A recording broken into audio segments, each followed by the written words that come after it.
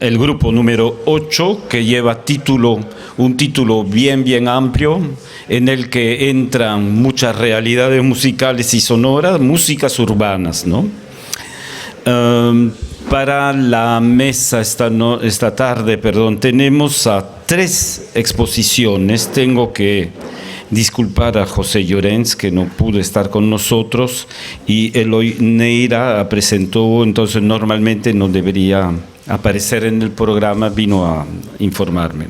Pero para esta mesa tenemos a 3 expositores: Jorge Aurelio de Sousa Pacheco, de la Universidad Científica del Sur, que estará empezando; Luis Sotomayor Flores, de la Pontificia Universidad Católica del Perú; y Néstor Dueñas Torres, de Musicología en Colombia, de la UNAL. Entonces, por favor, como tenemos un poquito más de tiempo debido a la ausencia de los presentes, tienen unos 20 minutos cada uno, ¿no? Ya, bueno, adelante, por favor.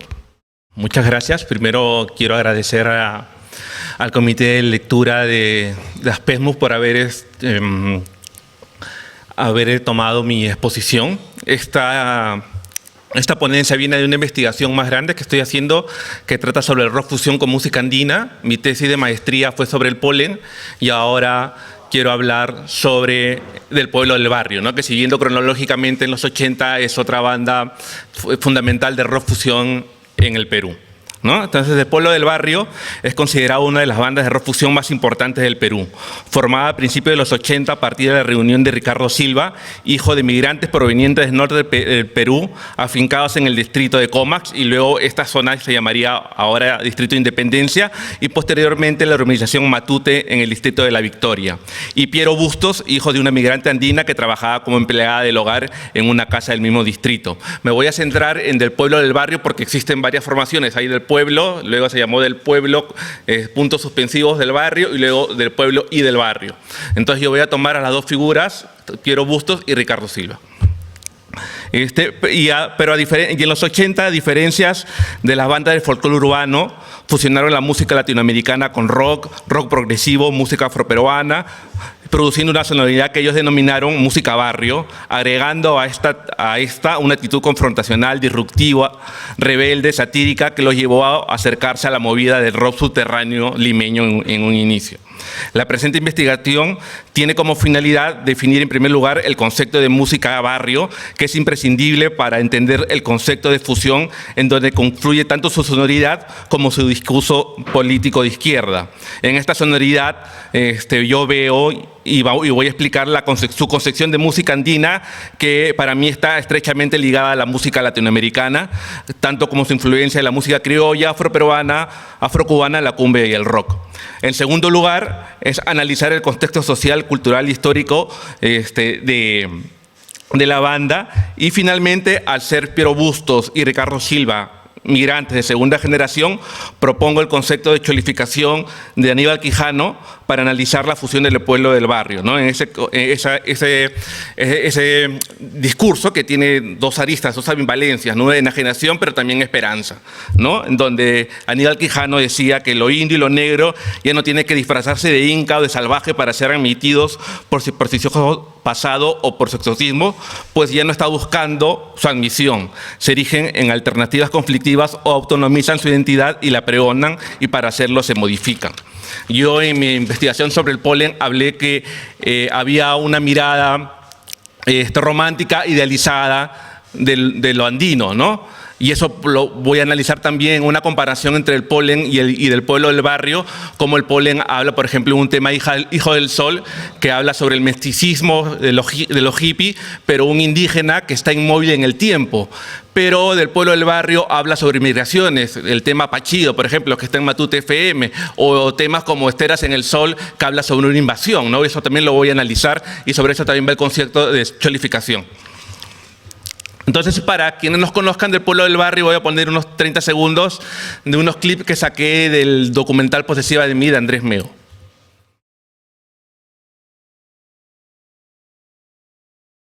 La historia de la banda es la historia del Perú, ¿no? O sea, lo que pudo ser, ¿no es cierto? Así nos dicen.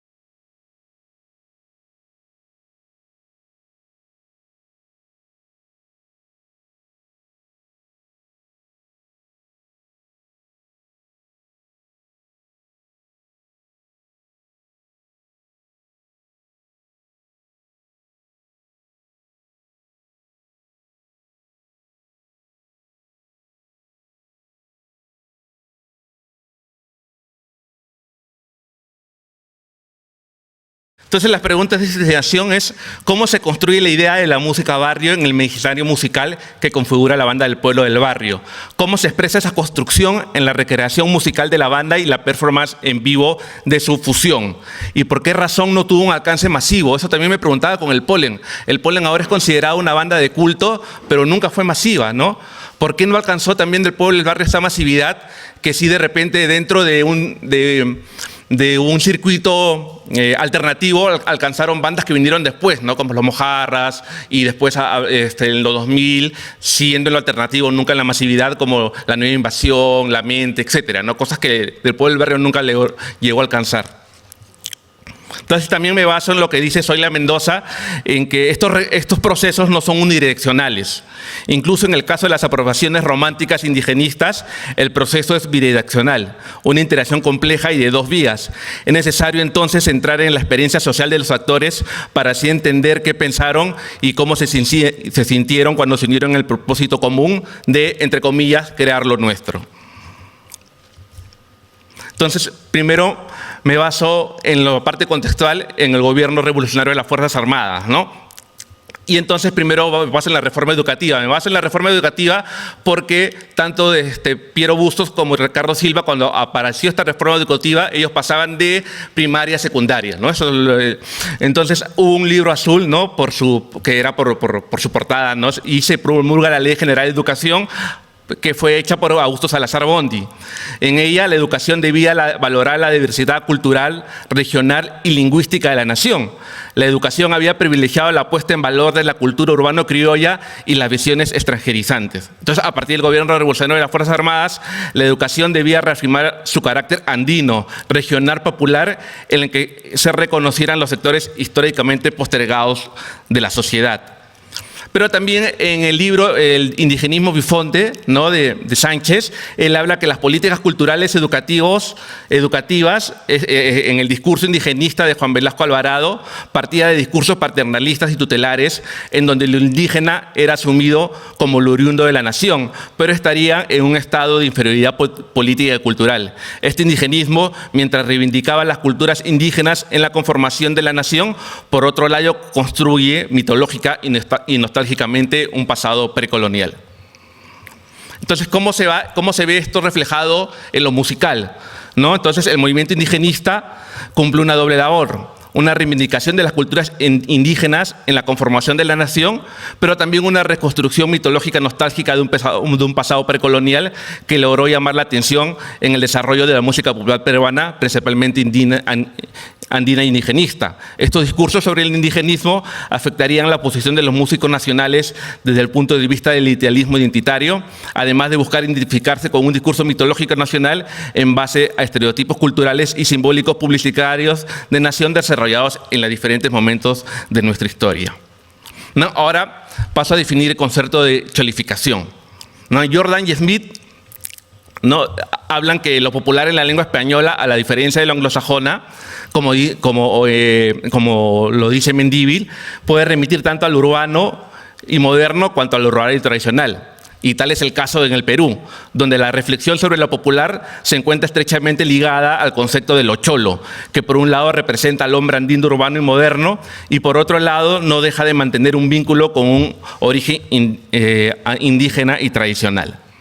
¿No? Entonces, y Aníbal Quijano habla de este proceso de cholificación de la sociedad peruana para referirse a la transformación de una cultura indígena rural en otra urbana y moderna. Y acá cito: la población que se denomina chola es, por una parte, un estrato social en formación que emerge desde la masa del campesinado indígena servil o semiservil, que comienza a diferenciarse de ella por un conjunto de elementos que incorpora a su cultura desde la cultura occidental criolla. Entonces, lo cholo representa para Quijano un grupo cultural en transición que se aleja de una matriz cultural originaria. En este proceso, el cholo muda sus roles, sus ocupaciones, su lenguaje, su vestimenta, su educación, su posición demográfica, y pasa a ser un ser urbano, aunque marginal, al diferenciarse tanto de la cultura tradicional de lo que proviene como de la cultura occidental criolla que lo asume, pero no sin conflictos. Quijano entiende lo cholo no solo como un proceso de enajenación, como lo decía, sino también, sobre todo, como uno de emergencia y esperanza. Entonces, esta es la frase, ¿no? Lo indio y lo negro ya no tiene que disfrazarse de inca y de salvaje, como yo lo proponía con el polen, ¿no? Ya no nos disfrazamos de inca como una mirada mitológica para ser emitidos como un prestigioso pasado o por su exotismo, pues ya no están buscando su admisión, se erigen en alternativas conflictivas o autonomizan su identidad y la pregonan, pero hacerlo se modifican. Para esto también pongo otro video del mismo documental donde Piero Bustos habla sobre ese proceso de lo cholo. Apellido Bustos, de mi padre, a quien no conocí nunca, ¿no? Te pasaba piola, digamos, ¿no? Pero el otro apellido es Chauca, ¿no? Chauca. ¿Entiendes? Sí, los chibolos son unas ratas, ¿no? El cholear a la gente era increíble. Serrano, ¿no? Cholo de mierda. Esa foto que me tomó Dalma hacia donde habían esas pintas que alguien había hecho, ¿no? Indio de mierda, ¿no? Ya esas palabras traducidas al tiempo ya no me dolían. Ahora ese insulto se transformaba en orgullo, ¿no?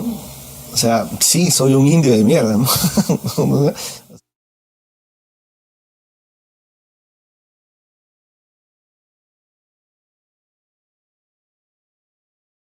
Para esto antes también tengo que afirmar de que Repueblo del Barrio surge del barrio de La Victoria, ¿no? Entonces, a partir de, como Matos, y voy a describir un poco qué es el barrio de La Victoria, ¿no? Matos Mar, en los 50, con las migraciones de los 50, dice que ahí se comenzó a moldear la sociedad tal como lo comenzamos a ver ahora, ¿no? La migración andina modificó en forma absoluta el panorama sonoro de Lima.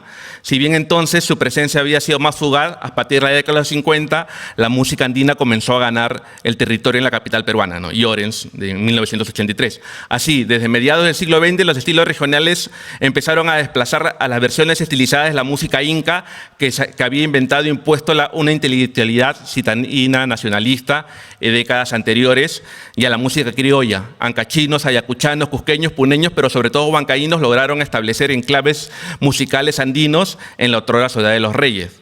De este modo, la llamada música de los pueblos andinos empezó a establecer lugares no sostenibles al interior del espacio metropolitano limeño, mientras que los barrios tradicionales como Lince, Breña, Surquillo, Barrios Altos, La Victoria, el Rima y el Callao eran considerados zonas criollas, no como Arguedas se refería a ellos como los cinturones de miseria, pasaron a ser virados como anexos culturales de lo andino, también en Llorens.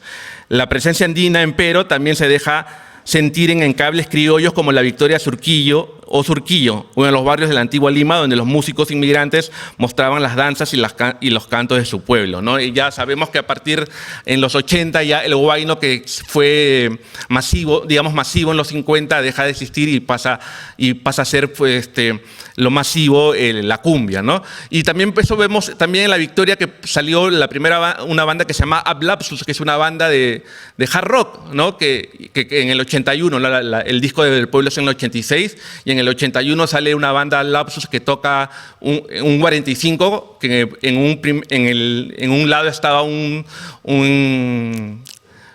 cover de AC/DC y en el otro lado un tema llamado Tormenta, que es muy tirado a lo Deep Purple del Machine Head. O sea, todo lo que salía en La Victoria no solamente fue del pueblo del barrio, sino todo lo que se escuchaba ahí, ¿no? Entonces, ahora voy a hablar del rock andino de los 80. Acá también tomo a Mendívil.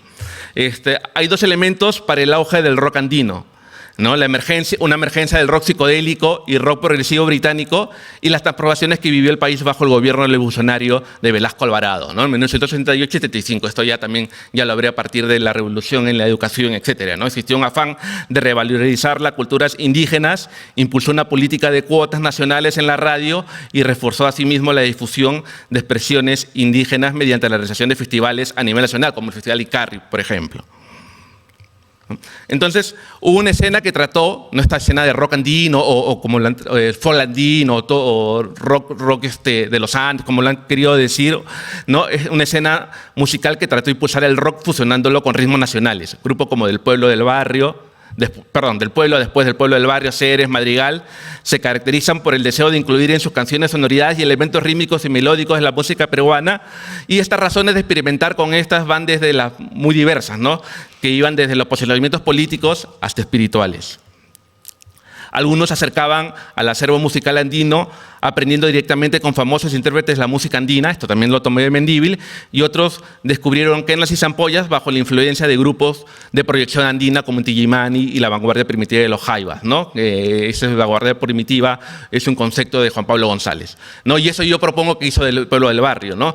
No se acercó directamente en lo andino a los famosos intérpretes de la música andina, sino su imaginario del andino viene de la música latinoamericana, ¿no?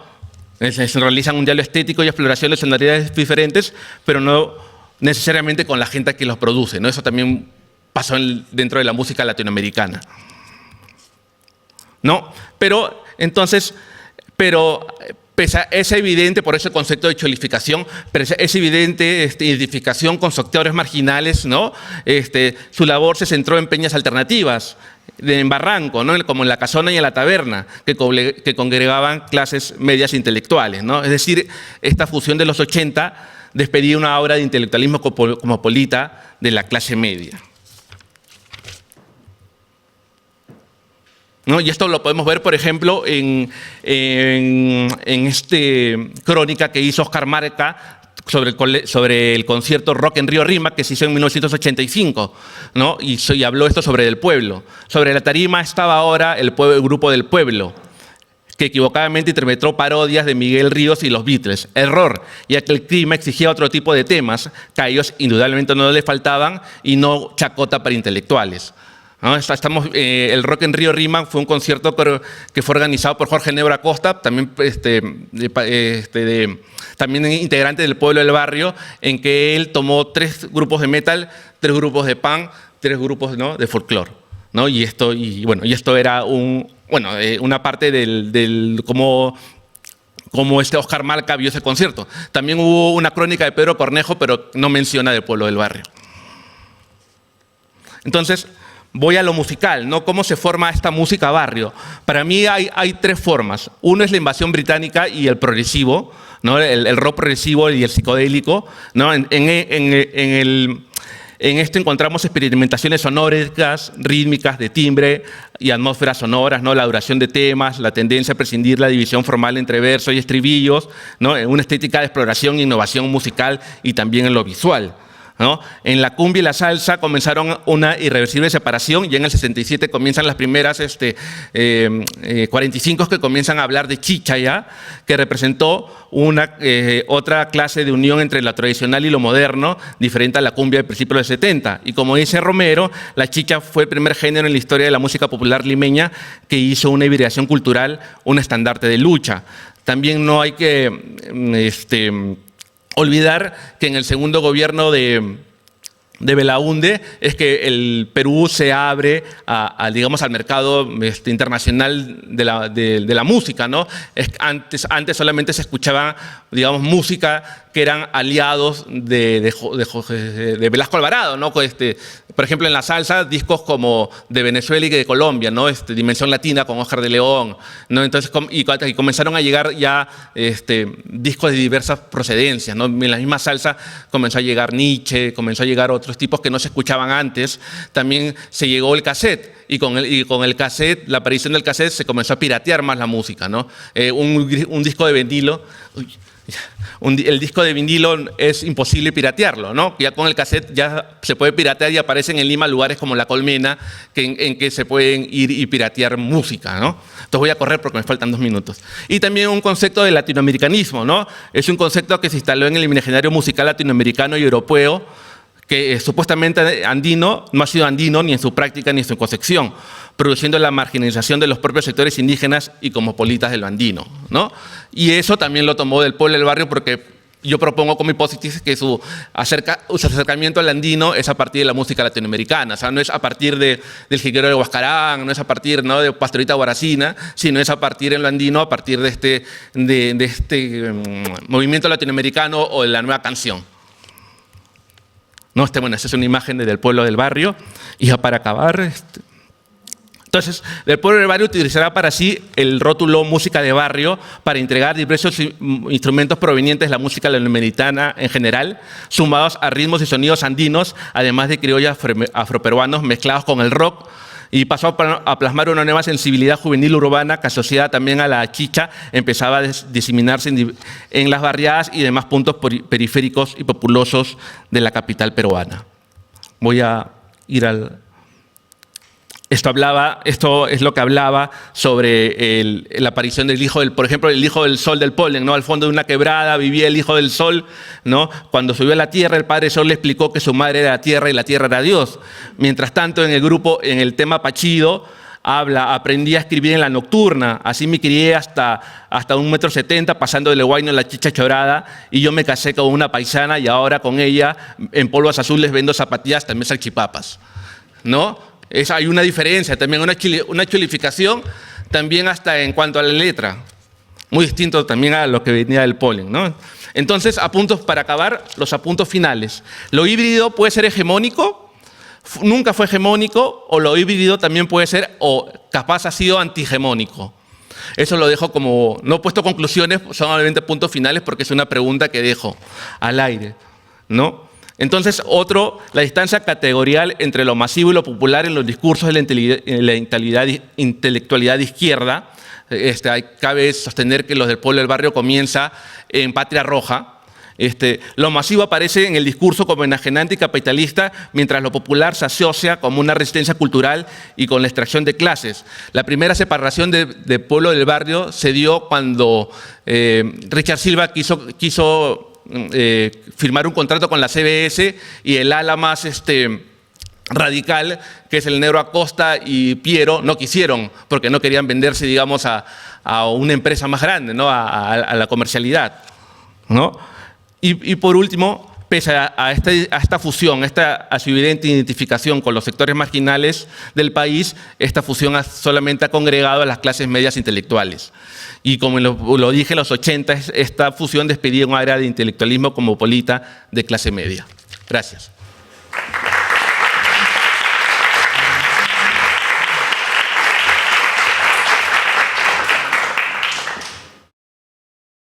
Hola.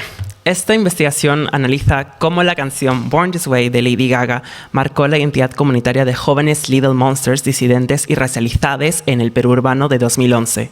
Esto cruza estudios de género, análisis lírico-musical y recepción mediática para entender cómo un producto de la industria pop global se resignifica en contextos urbanos latinoamericanos, sobre todo en la virtualidad.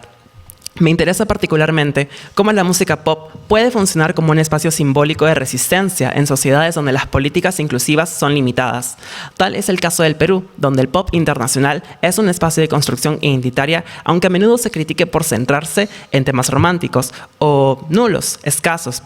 Algunas canciones se convierten en hitos en la vida de las personas, pero cuando estas tratan de aceptación, sexualidad, osadía, resiliencia y rupturas del corazón, y pueden ser cantadas por divas pop o músicas independientes, siempre que se dirijan a alguien personalmente, nosotros de la comunidad LGBTIQ+, le llamamos himnos gays. Y Born This Way de Lady Gaga es claramente uno de los ejemplos más significativos.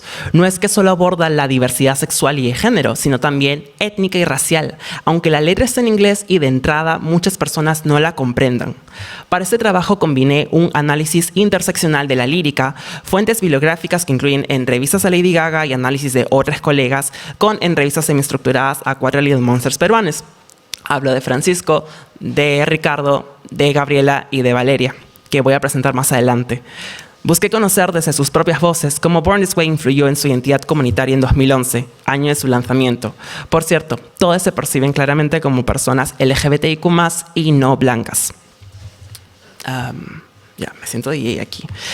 Partiendo con el marco teórico sobre la adolescencia media, disidente y racializada.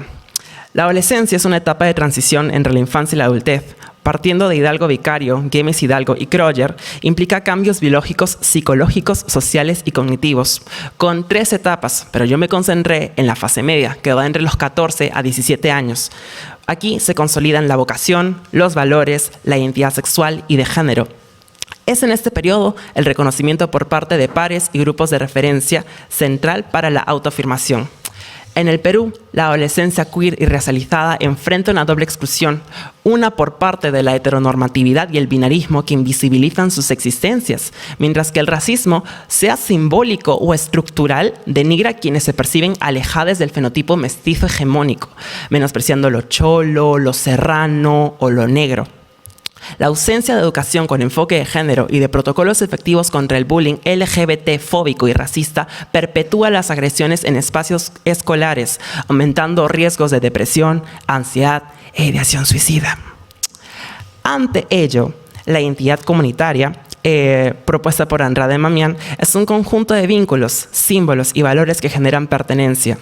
A ello incluyó la propuesta de Mainville, que se vuelve un recurso de supervivencia, sea en espacios físicos como clubes, como terapias grupales, y yo propongo los entornos sociales, donde los adolescentes LGBTIQ+ conforman redes transnacionales como la de les Little Monsters.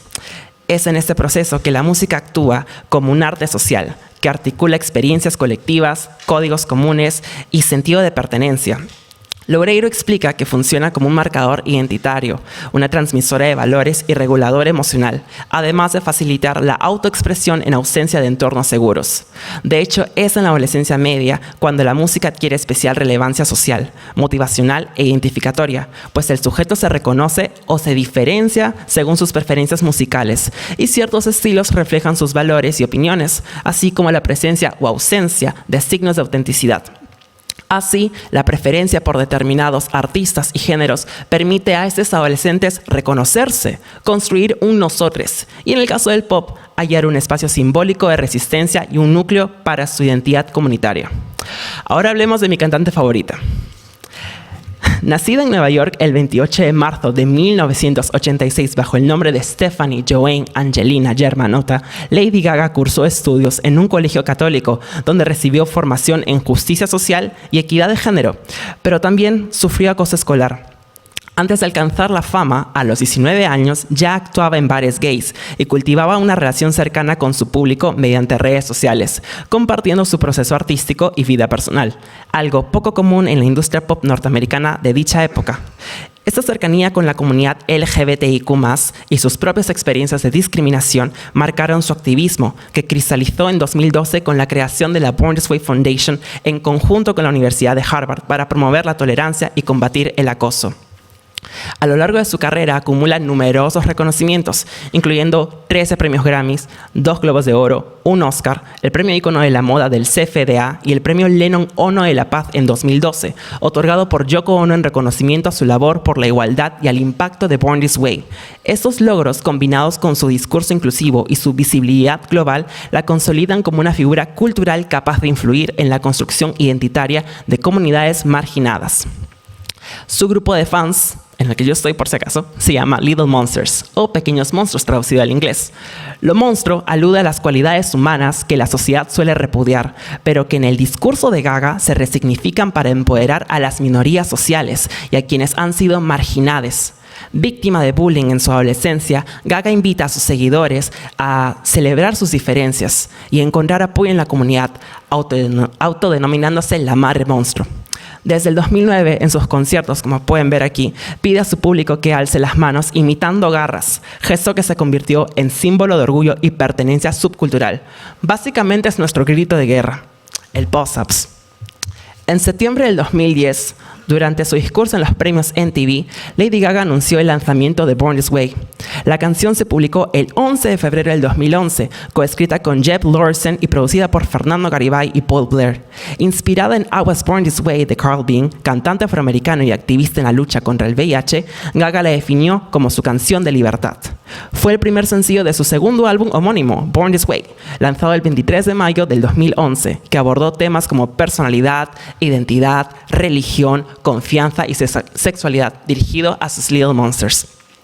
La canción alcanzó el número 1 de Billboard Hot 100 durante 6 semanas, convirtiéndose en el himno gay más exitoso de la historia e incluyendo por primera vez la palabra transgénero en una canción en dicha posición.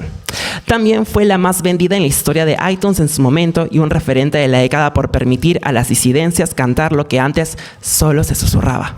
Gaga explicó que la canción no se limita al público gay, sino que incluye a mujeres y minorías raciales y sociales, defendiendo la aceptación de todas las identidades. Claro que también enfrentó censuras y críticas, pues fue baneada en algunas radios asiáticas, habían grupos cristianos protestando fuera de sus shows y las asociaciones asiático-americanas e hispanas cuestionaban las menciones de chola y oriental en su canción.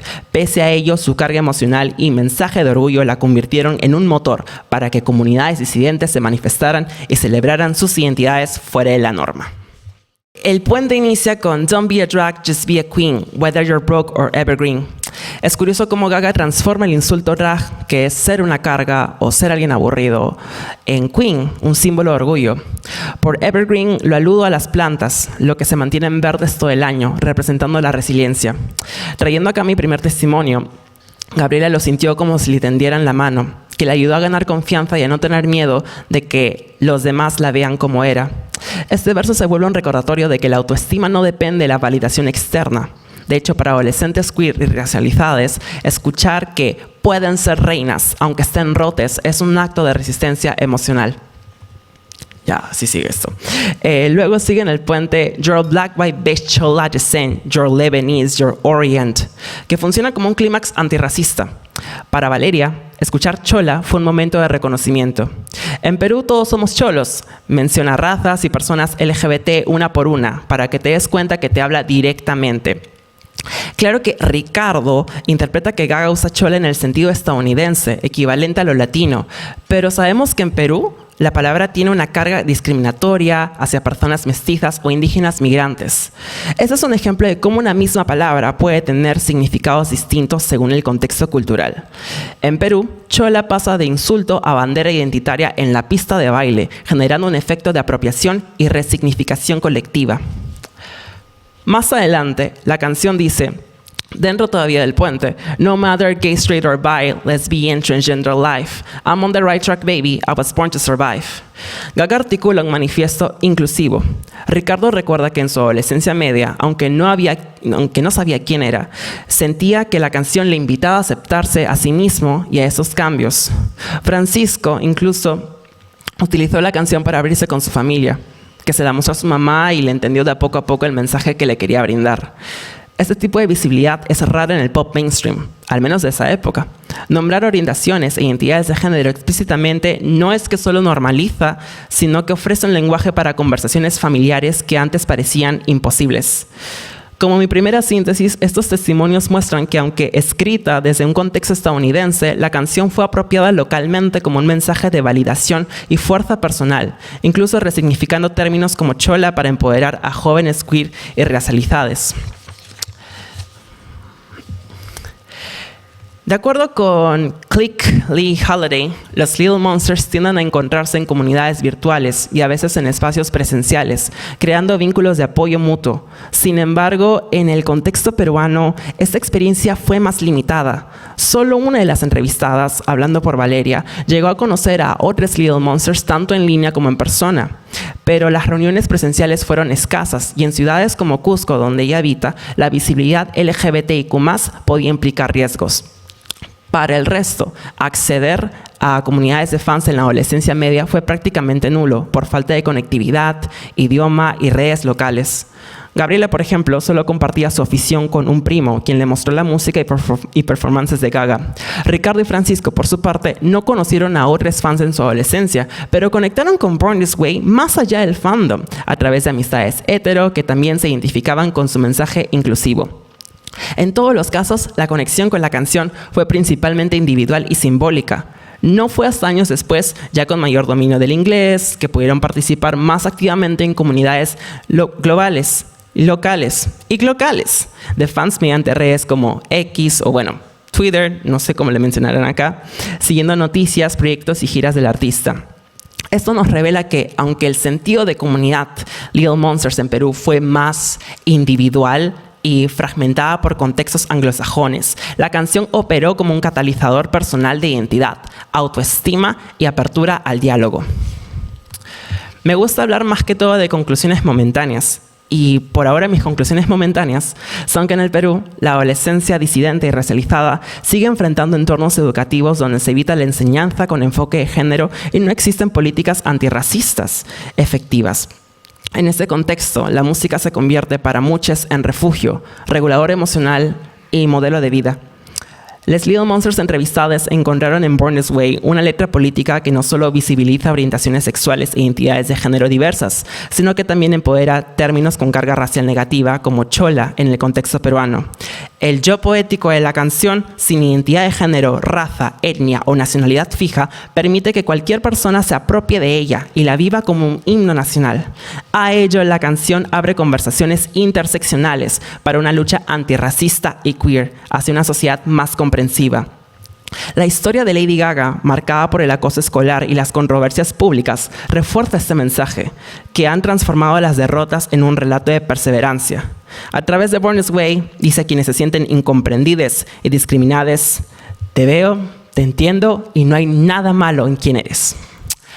Diría gracias, pero quiero mostrarles mi bibliografía, si quieren pueden tomarle foto. Y primero voy a hacer un gracias a Williams, quien fue, está ahí en rojo, es la última mención. Y de hecho fue a partir de este texto que descubrí que no se habla mucho del discurso antirracista en Born This Way. Y fue la pequeña gran fuente de inspiración a todo este trabajo.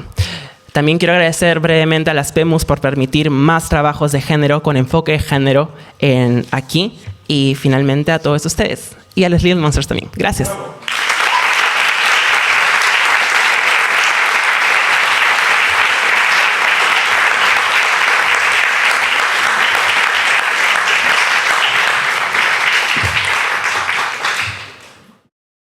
Comienzo.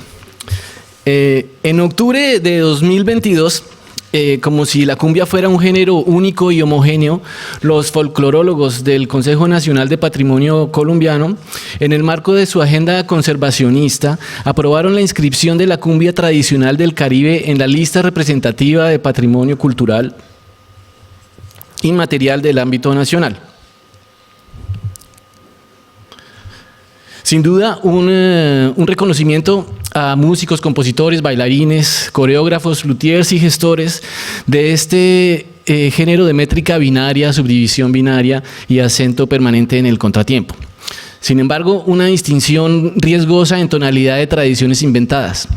Ese mismo año, 2022, en el marco de su agenda coleccionista, el sello discográfico Discos Fuentes, primero en Colombia, fundado en Barranquilla en 1934, publicó Historia Musical de Discos Fuentes, álbum de stickers, un álbum de 123 láminas autoadhesivas con las figuras de artistas que han pasado por el sello.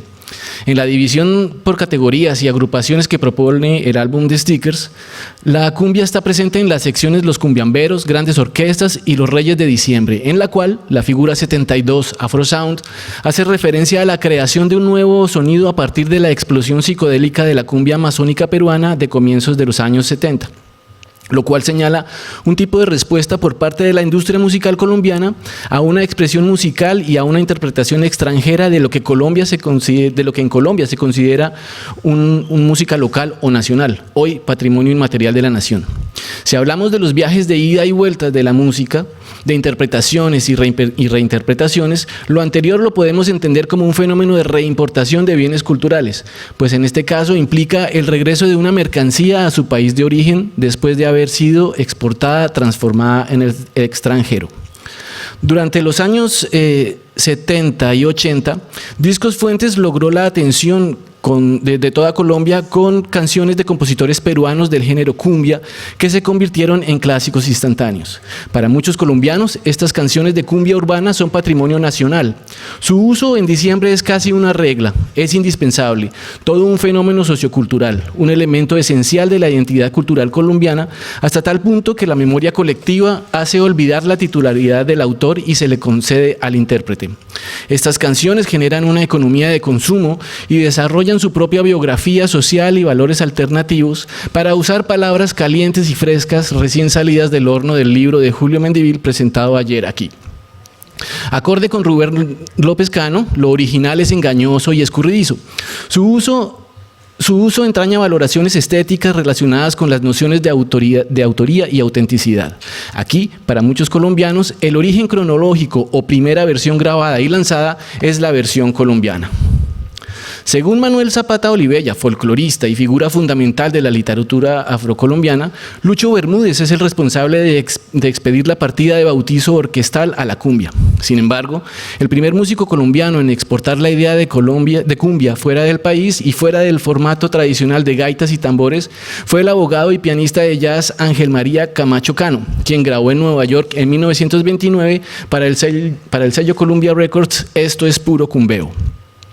En 1946, luego de consolidar su prestigio musical en Cartagena, Barranquilla, Medellín y Bogotá, Lucho Bermúdez viajó a Buenos Aires, donde grabó 66 canciones, sobre todo porros, cumbias y mapalés, así como géneros del interior andino colombiano como guabinas, pasillos y bambucos. El investigador leticiano Alfonso Dávila Ribeiro comenta que a partir de la década de los 40, la presencia de marinos colombianos que reforzaron la soberanía fluvial tras el incidente de Leticia, en su mayoría costeños, procedían del circuito Cartagena, Aruba, Trinidad, Paramaribo, Belén, Manaos y finalmente Leticia, donde llegaron a celebrar el fin del viaje con congas, tambores, merengues, calipsos y cumbias. ¿Es esta una de las semillas de la cumbia amazónica? ¿Quién dijo eso? A finales de los 50, orquestas extranjeras como la Billos Caracas Boys, Los Melódicos y la Sonora Matancera incluyeron cumbias y músicas populares tropicales bailables colombianas en su repertorio, lo cual contribuyó a que Colombia se viera más como un país caribeño más que andino. En Perú, el bicho tropical, como lo señala Alfredo Villar, principió a mediados de los 50 con el mambo y en los 60 fue reemplazado por el guaguancó, guaracha y cumbia. La cumbia Lucifer de Willy Marambio es quizá la primera cumbia grabada en Perú y en 1961 la canción Cumbia Barullera de la Sonora Dinamita es la primera grabación reimpresa en Perú con cumbia, gracias a la unión de los sellos Discos Fuentes y El Virrey. A finales de los 60, la cumbia se difundió y se estableció con sus propias características, convirtiéndose en un producto de consumo masivo bailable tanto en las comunidades rurales como en las urbanas, parecido a lo sucedido con el huayno, como lo comenta Raúl Renato Romero en Andinos y Tropicales. Jaime Andrés Monsalve, director musical de la Radio Nacional de Colombia, anota que el público fuera de Colombia conectó con la cumbia con un nivel de reconocimiento que en algunos casos desplazó a los géneros locales, lo que él denomina como una suerte de fenómeno de transculturización. La prueba de su argumento son las múltiples denominaciones de diferentes territorios, que en el caso de Perú ocupa la cumbia chicha, la cumbia amazónica, la cumbia sureña, la norteña, la sanjuanera.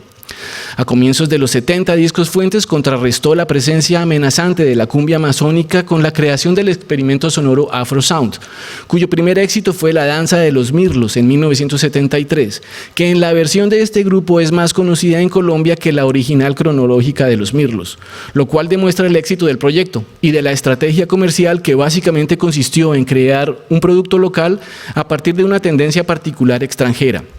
A propósito de este intercambio sonoro que produjo la cumbia amazónica en el mercado colombiano, el periodista cultural Luis Daniel Vega describe el tránsito del género como, abro comillas, un increíble viaje de ida y vuelta donde la cumbia retorna a su lugar de origen vestida con ropajes extravagantes y vanguardistas, como si hubiera un origen. En 1978, Pastor López y su combo publicó Traicionera, disco que contiene la canción del mismo nombre compuesta por el peruano Manuel Mantilla y grabada por Los Destellos un año antes. La canción se convirtió en Colombia en un clásico instantáneo y se incluyó en los 14 cañonazos bailables volumen 18 de Discos Fuentes como primer corte del lado A, lo cual facilitó su rotación. José Pastor López Pineda, nacido en Barquisimeto, Venezuela y apodado como El Indio, también versionó, adoptó, replicó, interpretó o apropió otras cumbias de autores peruanos que muchos colombianos consideran como propias. Es el caso del Reo Ausente o El Preso del mencionado Manuel Mantilla, Lloró mi corazón de Óscar Aguirre, Eres mentirosa de Tito Caicho y Las Caleñas de Walter León Aguirre, que en realidad es una reelaboración de Las Limeñas de Los Ilusionistas, a la cual el director de repertorio y artistas de Discos Fuentes, Javier García Muñoz, sugirió cambiarle el título para que articulara mejor en el mercado colombiano. estrategia que funcionó perfectamente. Asimismo, las caleñas con su caminar me hacen delirar, o las limeñas con su caminar me hacen delirar, se grabó para el público venezolano como las zulianas con su caminar me hacen delirar. También en 1979, Discos Fuentes publicó el disco Qué chévere, de Rodolfo con los Hispanos. El nombre del grupo lo acompaña el sugestivo título El ritmo inconfundible de Colombia. Aquí, Icardi presenta 6 canciones de autores peruanos de las 12 que contiene el disco. Las canciones de autores peruanos son Daniela y ¿Dónde estás Mariana? De Johnny Arce, Tabaco y Ron de Manuel de la Roche, El preso de Humberto Caicho, La cerveza de Ricardo Oliver y Cariñito de Ángel Aníbal Rosado, que según la Asociación Peruana de Autores y Compositores fue uno de los temas más sonados en 2024. Aún es memorable el desfile de la delegación peruana durante la ceremonia de inauguración de los Juegos Panamericanos en su versión de 2019 con Cariñito, cover de Bareto, reproduciéndose por el sistema de audio en el Estadio Nacional de Lima, lo cual convirtió a la canción en una suerte de himno deportivo. Al final del desfile también sonó Ya se ha muerto mi abuelo, de Juaneco y su combo, grabado en 1979, canción con fuerte arraigo colombiano al contener la misma melodía de Esperma y Ron, grabada por los Guacharacos en los años 50 y por Pedro Laza y los Pelayeros en 1961, ambos con Discos Fuentes.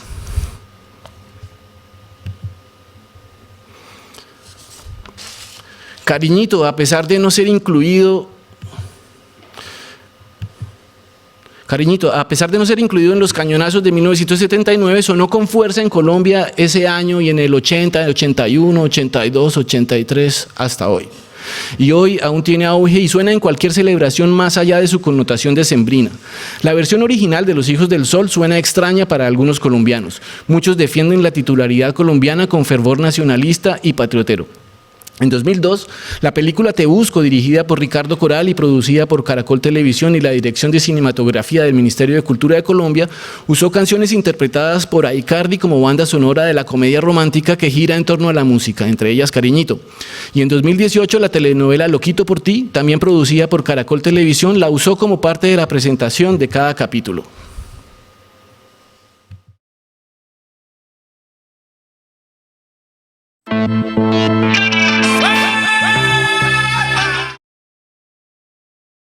Rodolfo Icardi fue apodado el Rey de los Diciembres o Ídolo de Siempre. Su nombre de pila es Marco Tulio Icardi Rivera y es reconocido como el cantante más representativo de los hispanos junto a Gustavo el Loco Quintero. Con Icardi, el fenómeno de la cumbia peruana se integró a la propuesta sonora de los hispanos, el grupo más importante y destacado de la música tropical en los años 60, que reivindicó el sabor y sonido costeño de la cumbia en el contexto urbano de Medellín. El sonido de cumbia urbana institucionalizado en Medellín fue catalogado como chucu chucu, un término despectivo que terminó siendo su denominación, fenómeno parecido a lo ocurrido con el vocablo chicha.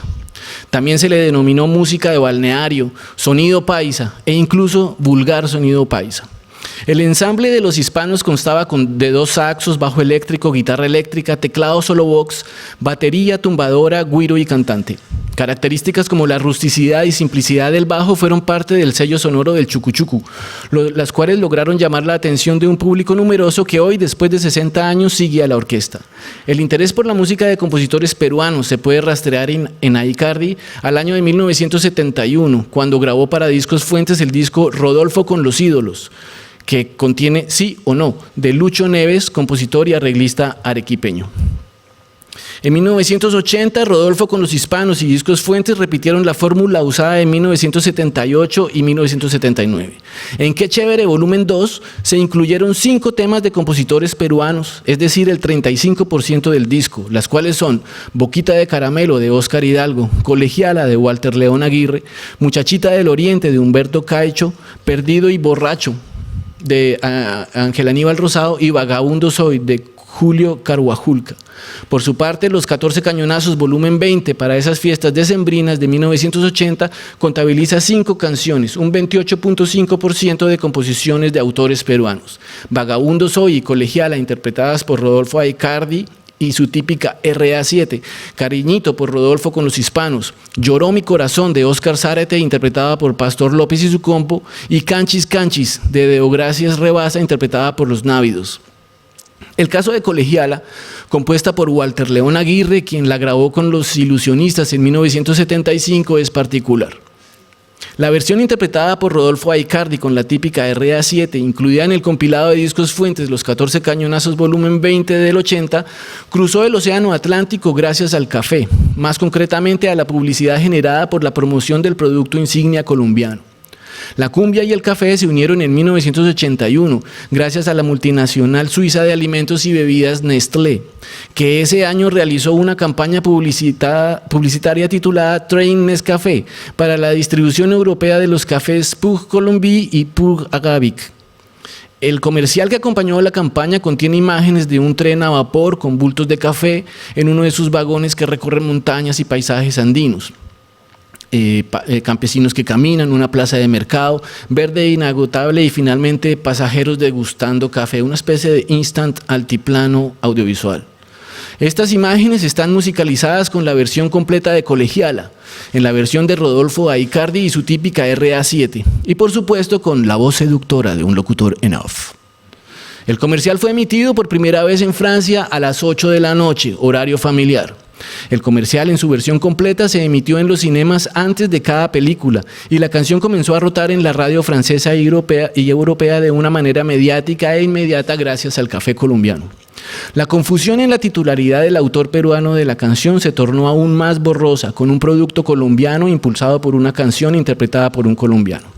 La canción incluso se usó en la película de 1982 SAS en Salvador, dirigida por Raúl Coutard, en la versión del grupo Son Caribe, grupo latinoamericano que por esos entonces actuaba en París, conformado por el arpista colombiano Quintín Gutiérrez. La versión italodisco de Gary Lowe en 1984 también fue muy mediática. Rodolfo Aicardi se convirtió en todo un fenómeno en Europa. Sus canciones rotaron en la programación regular de la radiotelevisión italiana y en la televisión francesa, particularmente en el programa Champs-Élysées.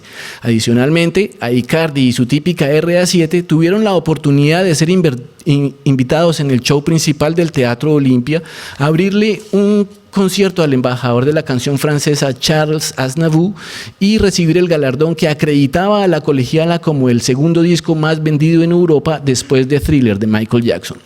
Fue un encuentro de dos embajadores de la música, uno de la canción francesa y otro de la cumbia, todo un evento de diplomacia musical. Otras canciones, tales como Ojitos Hechiceros, Enamorado, Limoncito con Ron, Cariñito sin mí, La Danza del Pato y 100 años de Macondo, también son asumidas como colombianas por su éxito decembrino, a pesar de que los créditos del compositor estén debidamente impresos en el disco. Además, la confusión de titularidad aparece desde la institucionalidad. Por ejemplo, la Dirección Nacional de Derechos de Autor en Colombia conmemoró en 2023 el natalicio de Rodolfo Aicardi y destacó que fue autor de más de 1.500 canciones, entre las que se destacan Colegiala o Tabaco y Ron. Sin duda, la cumbia es un factor de unidad latinoamericano. Sin embargo, la imagen de símbolo de mestizaje, baile, música y unidad nacional colombiano que le da la inscripción del género a la lista de patrimonio inmaterial de la nación, además de chauvinista, parece seguir más, como dije al principio, una fórmula de tradiciones inventadas. O como lo aclara Juan Sebastián Ochoa, quien nos acompaña en esta sala hoy, la cumbia es una construcción social que corresponde más a la imagen idealizada de una nación mestiza, una categoría mutante que se hace y rehace. ¿De quién es la cumbia? ¿Es colombiana? ¿Es peruana? ¿Tiene pasaporte? ¿Es del compositor? ¿Del intérprete? Para mí es de quien la baila, la toca y la canta. Y en cuanto a lo patrimoniable, vale la pena correr el riesgo de fosilizar, homogeneizar y estandarizar un género que ya tiene características propias y variadas en cada región. Que la cumbia siga su tránsito libre en sus viajes de ida y vuelta, que el intercambio continúe, que se interprete y se reinterprete, y que la rumba de esta noche tenga cumbia hasta las 6 de la mañana, como pregonaba Rodolfo Aicardi. Gracias totales y que viva la triple frontera.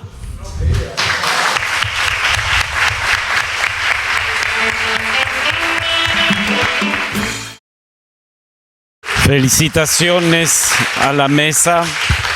Bueno, tenemos ahora un descanso antes de la presentación de la revista exactamente a las 6:30, entonces tenemos un momento para las preguntas. Bueno, felicidades a todos, especialmente a Luis, porque su tema toca mucho con algo que yo hago también. Y no he visto muchos estudios de recepción y audiencia de comunidades queer. Hay varios en Brasil, pero yo no había visto ningún otro por acá. Entonces me encanta el acercamiento que estás haciendo de la recepción como himno gay desde estos conceptos, ¿no? Y además, bueno, el vínculo que guarda la comunidad con lo monstruoso, que es lo que de alguna manera posibilita esa articulación con Gaga, que además, bueno, ya habíamos visto también Madonna con Vogue, con el voguing, también con la comunidad afrodescendiente, ¿no? Y ahora Gaga lo hace a partir de lo de Monster también. Entonces, bueno, es muy particular, me gusta mucho. Creo que tu estudio da para mucho, lo estás abordando de una manera además muy específica, me gusta mucho, da para mucho más. Ojalá y consideres seguirlo expandiendo, quizás irte hacia otras cosas. También me hace pensar un poco en el fenómeno que está pasando en Chile con el quechua pop, el K-pop, con la recepción de las comunidades de K-pop ya atravesadas por cuestiones de racialidad, etc. Y pues bueno, muchas gracias. Concuerdo con todo lo que dices. Yo, de hecho, si me permiten decirlo y a ver si me puedo explayar. Ya, creo que sí.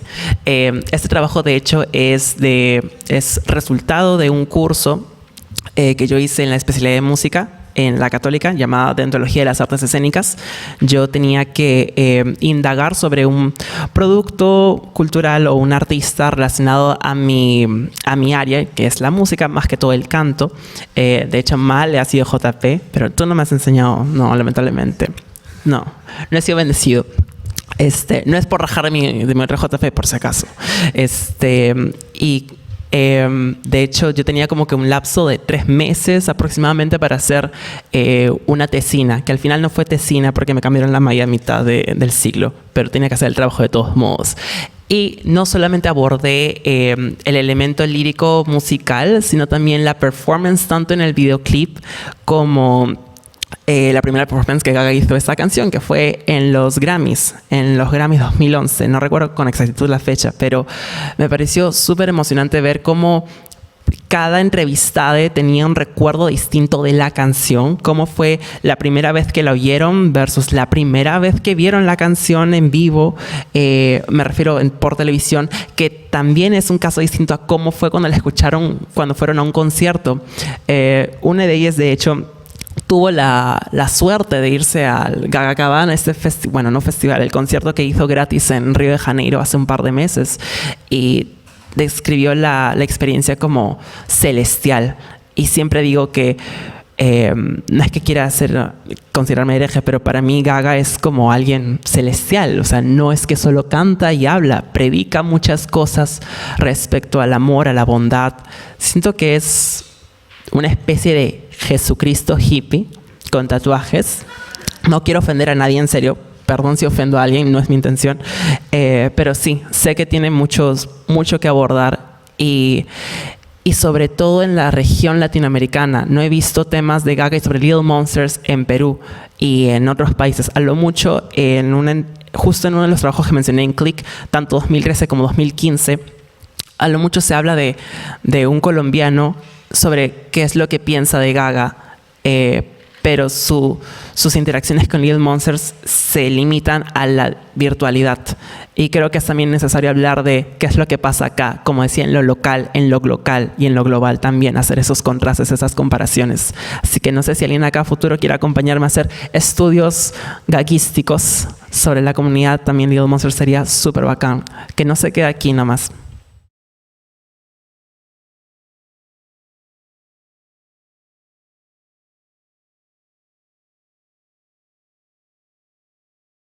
Muy buenas tardes, enhorabuena, muchas gracias por la mesa.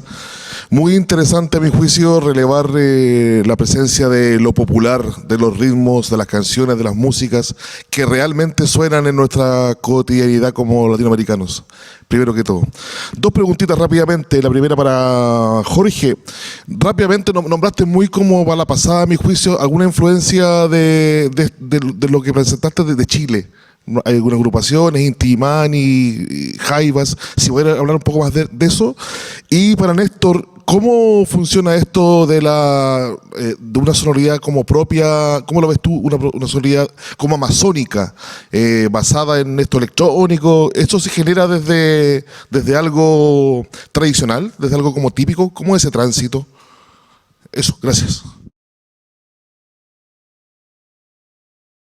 Dentro de la música latinoamericana, del pueblo del barrio hay la influencia, por ejemplo, la influencia chilena, ¿no? De Inti Illimani, de Quilapayún, ¿no? Y también la influencia boliviana, ¿no? Que dentro de los 80 se hablaba de los arqueros, de los chilenos, los panfletarios, ¿no? Y esto hubo una influencia porque hubo una formación hasta hace que se fue poco conocida en los Andes, pero fue llevado a partir de estas instrumentos latinoamericanas, ¿no? Como guitarra, charango, quena, zampoña y bombo. No era una conformación que se hacía en Perú, sino que esa fue influencia de la música latinoamericana, primero chilena, ¿no? Entonces, y boliviana, ¿no? Entonces, esa fue, los jaivas también tuvo una influencia grande en el pueblo del barrio por toda la onda de fusionar el rock progresivo, el rock psicodélico y lo que ellos entendían como música andina, ¿no? Ahí dentro de las primeras fusiones en los 70 está el Polen, Arcoiris en Argentina, Oara en Bolivia y se me escapa uno, y los jaivas obviamente en Chile, ¿no?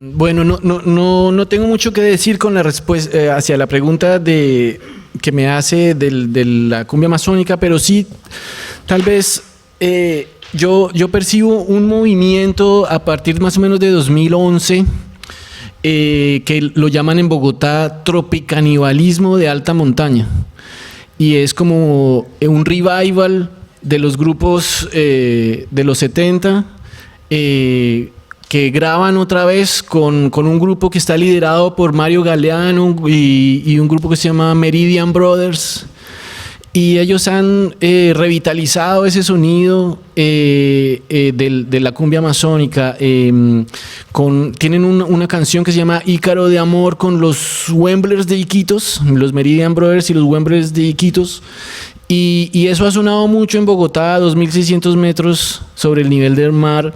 Colombia, Bogotá se ha vuelto como un centro cumbiero underground con esa onda del tropicanibalismo de alta montaña, como lo llaman. Espero que eso responda a su pregunta. Gracias. Bueno, lo primero que quiero decir es que las tres ponencias me parecieron súper mega cools, ¿no? Me recontra gustaron. Pero quisiera hacer una pregunta a Jorge. Ya tenemos varios años de diálogo, ¿no? Me quedé pensando que del pueblo del barrio, en verdad es una agrupación bastante difícil de trabajar porque ha tenido diferentes vidas, ¿no? Y me dio la sensación de que esas vidas no estaban como bien delimitadas en tu ponencia. Me dio la sensación de que te estabas quedando en del pueblo del barrio de los 80, que en verdad era del pueblo, no era del pueblo del barrio, ¿no? Y mi pregunta iría en ese sentido, ¿no? Porque yo sí veo una relación causal entre la cholificación y después del pueblo, pero, por ejemplo, si hablamos de la cholificación en el día de hoy, vamos a encontrar que hay una capa chola que se imagina también con toda esta cosa prehispánica, cosas como Alborada o Cobamba, por ejemplo, o la misma Milena Wharton, que está usando un imaginario andino completamente diferente. Pienso en Silvia Falcón, por ejemplo, que está no puedo decir imitando, pero que está tratando de seguir los pasos de Imazuma. Entonces hay toda una idea de cholificación que escapa por completo a esta idea de la fusión, que era muy de los 80, pensar que todas las sangres se tenían que unir, lo cual nunca dijo Arguedas, dicho sea de paso, ¿no? Pero entonces mi pregunta va un poco en esa dirección, ¿no? ¿Cómo es que lo estás enfocando? Porque pareciera que se va filtrando cada momento de la vida del grupo en tu narración sobre los años 80. Sí, no lo dejo. O sea, estoy analizando el pueblo del barrio de los 80. O sea, por eso solo analicé el CD del 86. El disco del 86, ¿no? Y también es 80 y también porque es del pueblo del barrio, ¿no? Del pueblo no, como en sí no grabó. O sea, grabó un Maxi Ziegler, ¿no? Pero del pueblo de... Claro, pero uno grabó con los temas de... Por ejemplo, Ricardo Silva grabó con los temas de Piero Bustos y Piero Bustos comenzó a volantear junto con Jorge el Negro Acosta diciendo que eran el falso del pueblo, ¿no? Entonces, sí, me olvidé de decirlo, pero estoy analizando al del pueblo de los 80, ¿no? Porque después, o sea, también quisiera analizar después los 90 con Manco Inca no Mancó y llegar hasta el 2000 que se me fue el nombre del disco que grabaron en los 2000. Bueno, pero esos 3 discos quisiera analizar, ¿no? Pero ahorita, como usted dice, han habido varios del pueblo, ¿no? Es más, ahorita se han vuelto a separar porque que Ricardo Silva hizo gira con River Oré, que tiene graves acusaciones, ¿no? Y Piero no estuvo de acuerdo con esa gira, ¿no? Y se han vuelto a separar por eso. Entonces... Lo que habla muy bien de Piero, pero Piero también es un personaje de que él está tanto en del pueblo como en el pueblo del barrio, así que por eso es bien difícil analizarlo, ¿no? Pero por eso me olvidé de decirlo, me he centrado en el del pueblo de los 80, pero también voy a analizar el del 90 y me voy a quedar solamente en los 2000, porque ya la fusión de los 2000, ya con cumbia, lo que usted dice, a mí ya no me interesa mucho esa parte, ¿no? Me interesa analizar el polen en los 70 hasta los 80, en los 90 quiero analizar los mojarras y hasta ahí no me quedo porque ya creo que hay estudios de los 2000 para ahora que ya están muy interesantes, pero no han habido pocas bases sobre el polen y la historia. Obviamente también quiero analizar Ceres Bank, que es una banda en los 80 muy, muy interesante, ¿no? Y el opio en los 70, ¿no? Que no ha habido investigaciones sobre eso, ¿no? Bueno, la musicología peruana es muy bacán porque cada cosa que haces es pionera, ¿no? Porque hay tantos vacíos que todavía necesitamos más estudios sobre eso.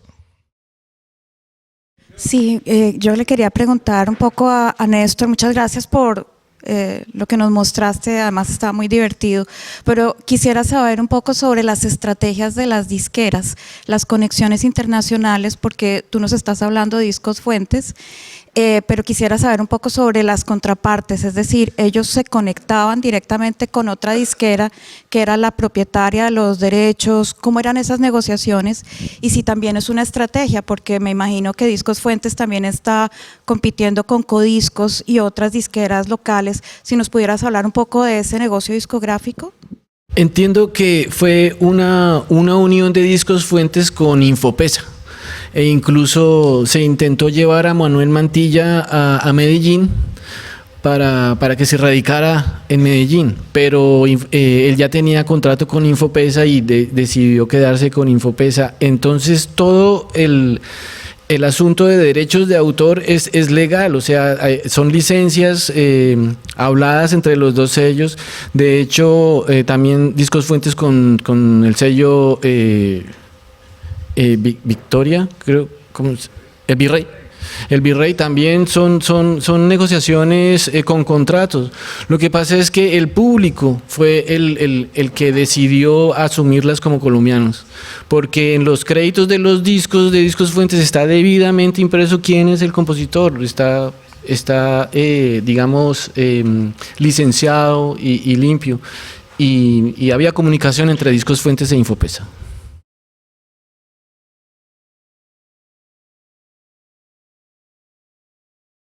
Agradecer pues por las ponencias y mi pregunta va para Luis, es que no alcanzo a ver bien el nombre, pero sí.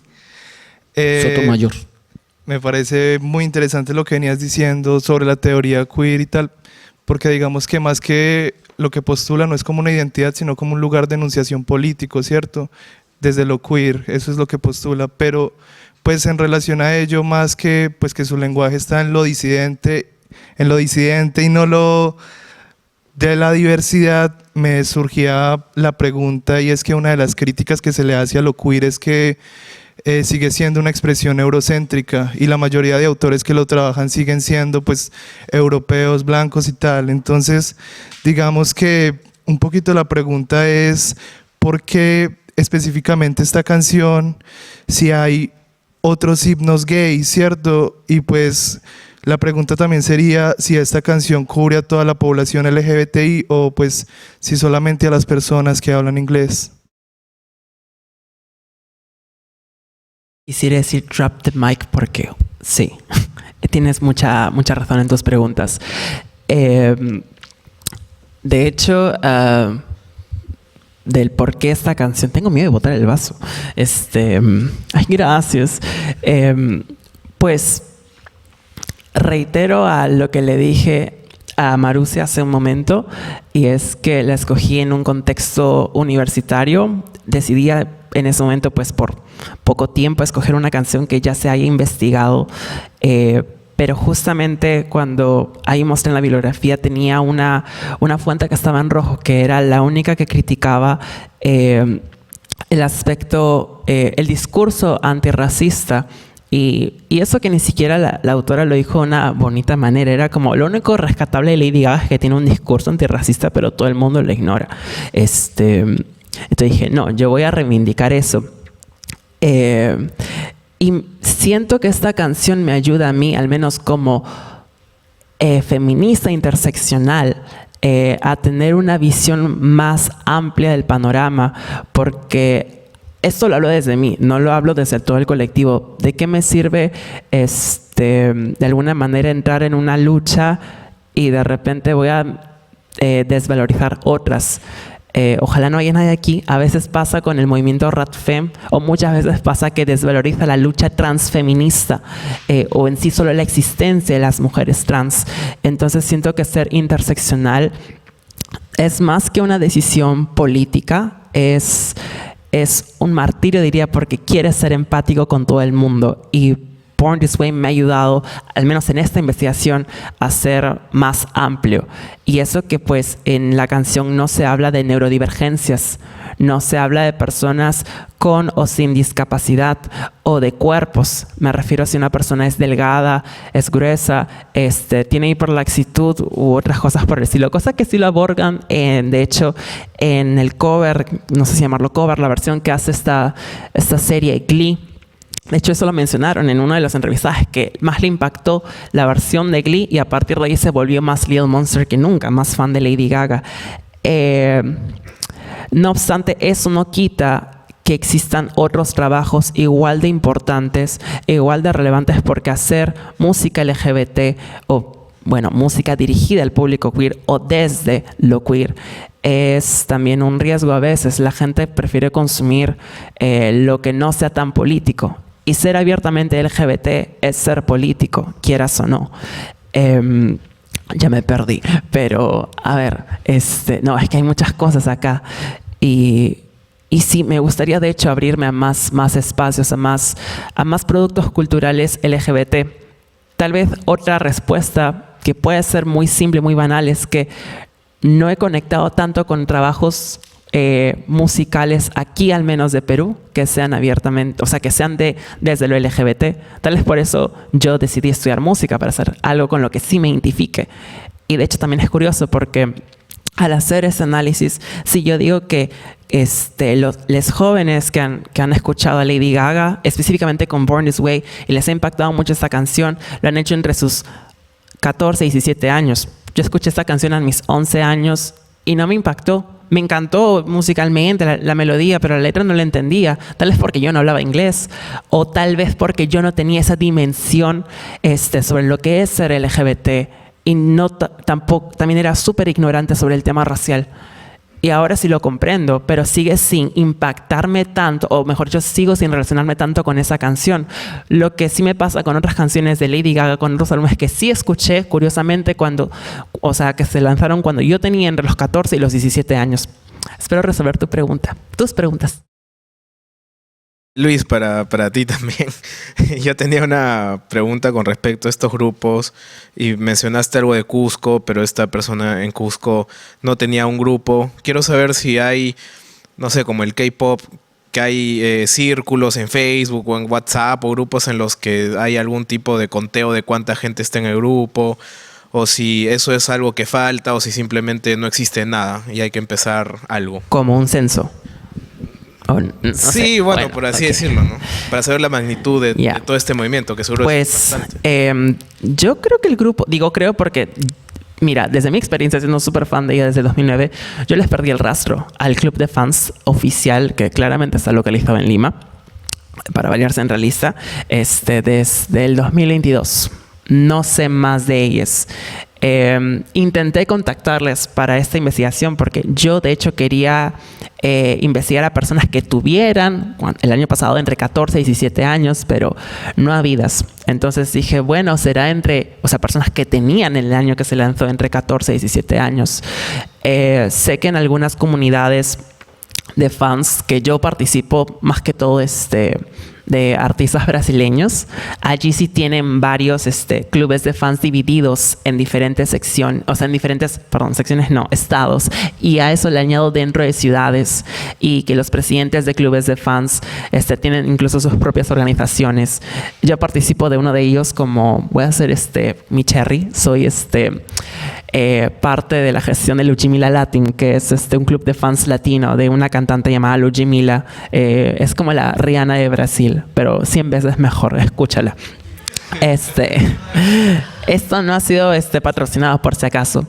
Y es interesante cómo en el caso de Perú, porque también me cuestioné eso, como entrevistar al club de fans, pero podemos hablar de un club de fans activo, y no sería lo mismo hablar de un club de fans activo que yo tocarle la puerta al presidente o la presidenta, quien sea que esté a cargo, y reactive el club por mí. Siento que tendría un impacto totalmente distinto. Pero es una pregunta que sí quiero resolver y me atrevo a buscarla, y bueno, luego me pasas tu correo y te doy la respuesta. Pero sí, gracias por la pregunta. Ha abierto más cosas en mi caja de Pandora.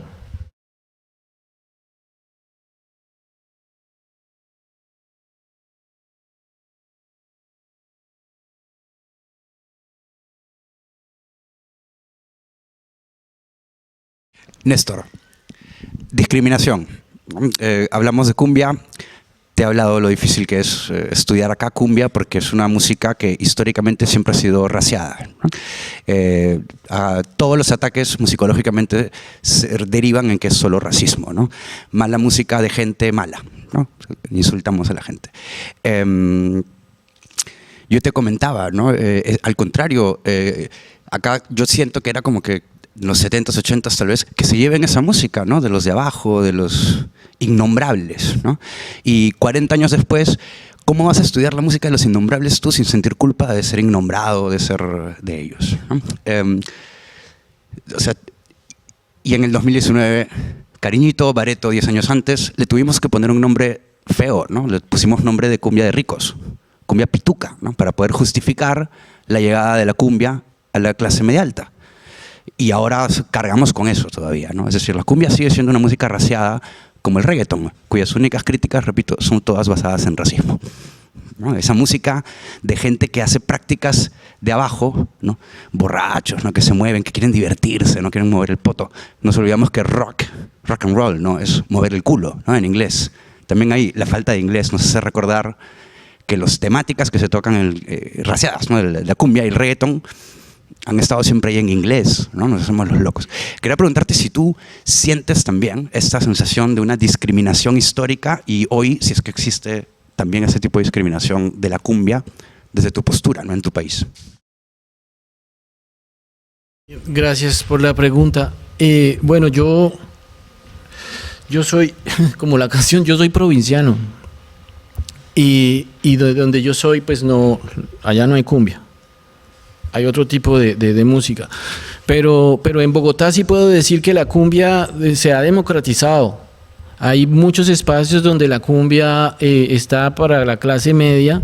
La clase alta no veo que esté consumiendo cumbia, pero mucha clase media sí. Hay un lugar en Bogotá que se llama Latino Power, donde es casi una tribuna para la cumbia, donde va Chico Trujillo de Chile, grupos internacionales de cumbia y grupos colombianos. No solamente cumbia, bullerengue también. Es como un sitio que disemina la cumbia y los géneros tropicales para Bogotá. Yo puedo hablar de Bogotá, pero los Ochoa que están acá, ellos entienden un poco más la cumbia de gaitas y tambores, y el fenómeno que ocurre en el Banco Magdalena es muy diferente con la cumbia originaria, pues donde el resto de cumbia eso no es cumbia. La cumbia es solo eso, ¿cierto? Y en el contexto de Medellín, como comentaba, pues era súper popular el chucu-chucu, la cumbia urbana, para la clase media, pero no era siento yo que no es para la clase baja. Y hoy en día Bogotá es cumbiero en el underground, como lo decía, con este término de tropicanibalismo de alta montaña, y cada vez yo siento más que la gente está escuchando cumbia. Yo soy uno de ellos. Yo le decía a Aurelio Tello, yo llegué tarde a la cumbia. ¿Sí? Él me contestó, yo no he llegado. Espero contestar la pregunta. Ya, muchas gracias. Creo que, bueno, la mesa ha tenido mucho éxito.